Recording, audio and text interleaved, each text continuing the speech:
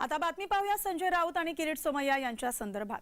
हिशोब तर द्यावाच लागणार असं म्हणत संजय राऊतांकडून किरीट सोमय्या यांची नक्कल करण्यात आलेली आहे। राऊत आणि सोमय्यांमध्ये जोरदार टोलेबाजी पाहायला मिळाली।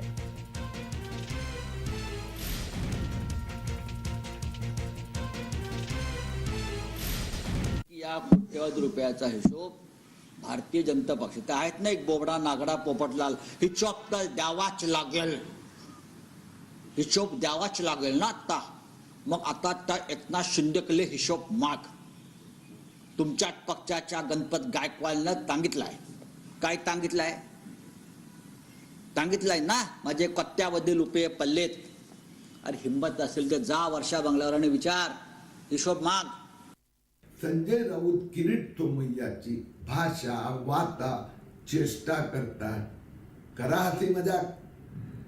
आपल्याकडे एकनाथ शिंदेचा भ्रष्टाचारासंबंधी काही पुरावे असेल जा पोलीस स्टेशन न्यायालयात, परंतु कोविड घोटाळ्याचा हिशोब आपण द्यावाच लागणार। कोविड कफन, Covid remdesivir, Covid hotel, Covid hospital घोटाळ्याचा हिशोब तर राऊत साहेब द्यावाच लागणार।